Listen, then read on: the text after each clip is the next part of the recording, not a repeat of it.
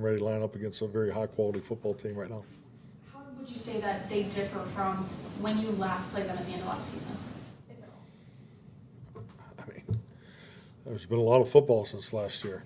Obviously they had a successful year, but really, to be honest with you, I've looked at our last year game, but I'm really focused on what they've done this year. How's morning news?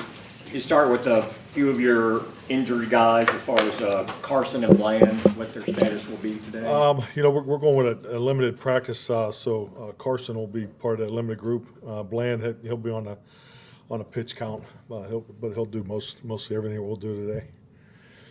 You optimistic he could work back in this week, or is it optimistic to see him practice every day? And then we'll see what that brings. But it's obviously got to get one day at a time here. The other would be just coming out of the game. Guy, what will his status be today? He'll practice today. Yes. Clarence Hill, All City, Dallas. With Wico's rise and what he's doing at running back, do we have a defined role for Zeke? I know a lot of in camp we talked about him being short yardage guy, good around the goal line, and I don't know if that's played out. Our approach for the game this week will probably be similar to last week. So. Tom? Mike Todd Archer with ESPN.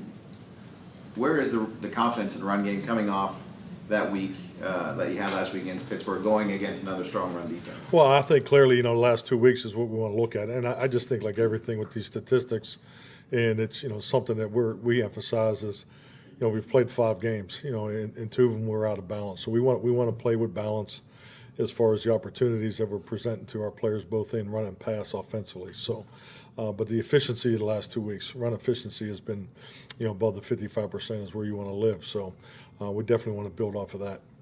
As someone who knows how hard it is to play quarterback in this league, how impressive is Goff coming off an 18 of 18 game? Yeah, I mean, I think it's just, he's playing the best of his career. But I think really as an offense, they're really in sync. Those guys have been together a couple of years now, and playing with a lot of confidence. Their time clocks look to be intact.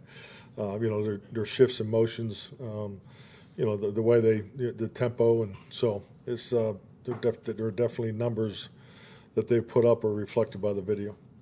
John Machado with The Athletic. With KJ Henry, you've only had him for a week, but kind of what are your expectations for him?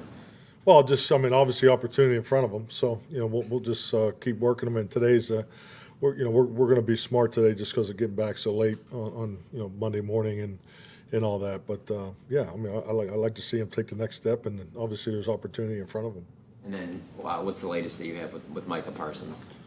Micah will not be. He won't work today. He'll be in the rehab group. Yep. Calvin Watkins, Dallas Morning News. When you look at the stats, CD and Dak haven't connected in the second half for a number of reasons. Why do you think that is? I don't think there's really any reason to it. I just think this is how these games go. I mean, the efficiency of the offense is the starting point. Obviously, CD is a feature player, but I don't think it's outside of Captain Obvious. I mean, they're setting the coverage to him everywhere he goes. Especially when he's the one receiver, he's seen a lot of cloud coverage. So, and obviously they had a form of cheat coverage, early in the game that that was a little different. So, yeah, I mean we got to just keep working to like we always do. And but yeah, I think the most important part is we had 10 guys touch the football, and that should be the story. Nick Harris, 4-Star Telegram. As an offensive play caller, how can you kind of respect how Detroit has built that offense all the way around? Yeah, I mean, it's good offense. I think ball distribution, just the way they've done it, I think that, definitely they're multiple in the run and the pass, and I think that's what you want. And you can see it building over the last couple of years. So, and they've done a good job, with the variations of the concepts that they've been living in. And like I think, most importantly, when they're playing fast, the efficiency that they particularly played, you can't play any better than the last time they lined up offensively, but very, very impressive.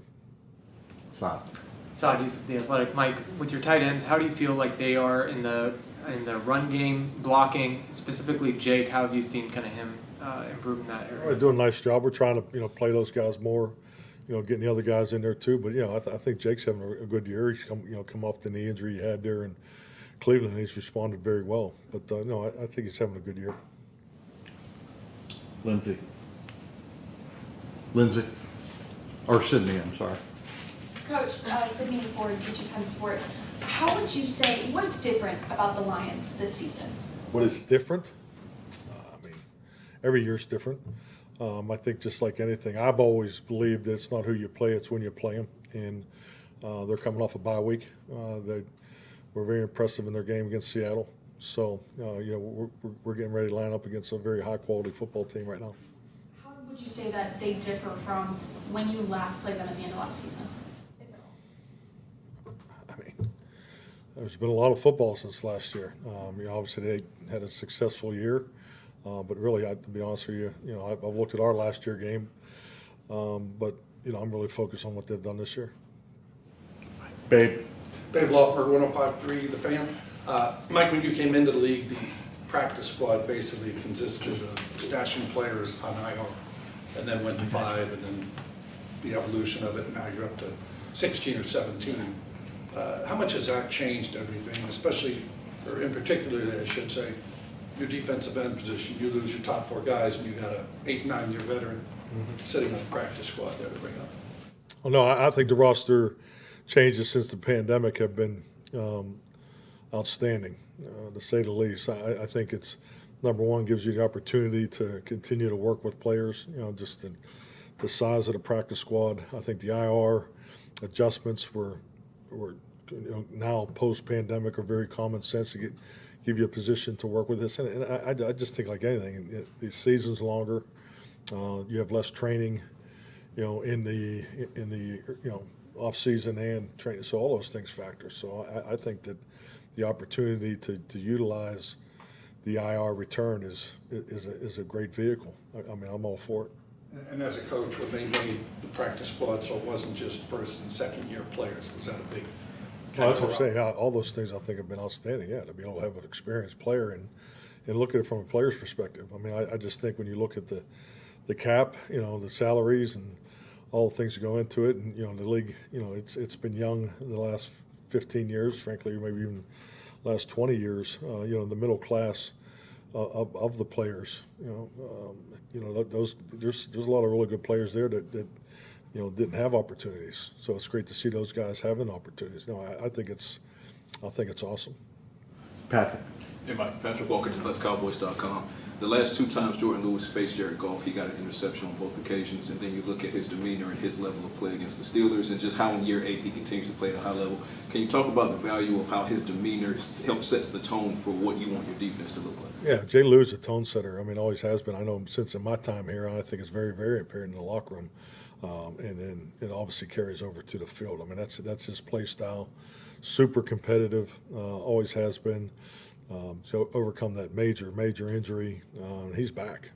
I think he's playing as good as he has in our time together. But yeah, definitely very well respected man in our locker room. Garrett Podell, CBS Sports. Mike, Aiden Hutchinson leads the league in sacks, quarterback pressures. What about him as an edge rusher makes him so good, and how does playing T.J. Watt last week help you prepare for that? Well, I'll say this. Obviously he's an excellent player. His get off. He's doing the little things. Obviously his length. 6'6", and he has a great motor. He has a patent move. The spin move has been really productive for him. But he's got a relentless motor, and he's definitely someone you have to account for without a doubt. So, and I think that's no different than what we did last week. Aaron. Aaron Cousins, London Star Live. You had the cool story about Dak coming to your parents' house over the weekend. I'm just curious more broadly, how has that relationship evolved in your second year calling plays, and why is it so important to have that coach quarterback? Well, I think it's like anything. I mean, you do have opportunities to build relationships, and obviously, it's one that, that I really enjoy. We've gotten to know each other more and more just because of the time that you do spend as a play caller and a quarterback. But there is a personal component to this business, especially for as much time that we do spend. But just getting to know him and his family has been awesome. So, but yeah, like I said, it's something that I really enjoy. Todd. Mike, with Blandon, his ramp up, because he was around for all of training camp, is it different for him as he comes back from this thing, or do you get back to ground zero? Well, he's been working. I mean, no, it's not like he just all of a sudden he's gonna start working today. I don't know. He's been working with Britt. He's been doing the football movements and skills. So it'll be good to see him get out there and get some work today. See where he is. Clarence. What's been the difference for your defense stopping the run the last couple of weeks? I know we talk about the game slowing down for the quarterback and things like that. Is it slowed down, or is more fundamentally sound with Zimmer wants to do? I just think it's like anything, just playing faster with more confidence. You know, all it's tied together, and disciplining your gaps. At the end of the day, it's everybody has a responsibility. You got to play to the man next to you, and then you got to have the overlap, and we need to be better in the overlap, and that's the pursuit. The pursuit and finish. Our hits on the ball went up last week, so we need to continue to build on that because it's just like anything. We've been extremely productive here in takeaways, and we invest a lot of time in that. So I just think we've taken steps in that direction the last 2 weeks, and it just really comes down to the discipline of that group. It's gotten better. Calvin. The Lions had, obviously last time you played them, had this tackle eligible issue in the game. How much was that a teachable moment for your guys, just to say, hey, look, let's make sure that if we're in this situation that we do it, that everyone understands what we're going on? I mean, it's always a teachable moment. I mean, it happens every Thursday and Friday and Saturday as long as I've been in this league. When we put in goal line, short yardage, we have situational review throughout our practices. So those exercises are always going on, and I think really the stress of the substitution pattern, particularly when you get down into tight red and in the goal line, and you have to work those situations because that's where mistakes are made. That's when the clock comes into play. That's why you don't have long terminology plays in the tight red zone. I mean, you got to factor those substitutions in the fact the way they're standing over the ball more than ever in the history of football. I mean, that's part of it too. So those are things you have to practice, and so it's an emphasis for both us on offense and defense. Dave. You've mentioned a lot before just about Tolbert's rise and the progression to reach this point. Coming off a career game like that and a game-winning catch, what can that do for a player whose arc has been going up for a couple of years? Yeah, definitely confidence. I mean, we want to stack success and build off confidence. That's what this game's about, and that's when you're playing your best football. That's when your confidence tank is at the fullest. So, and it's no different for the individual. So yeah, definitely, I'm so proud of him, and but that's who he is. He has excellent work ethic, and but now that he's putting that on tape, his challenges are going to be tougher moving forward, and that's the way this game works. Marty, thank you, Mike. Thank you.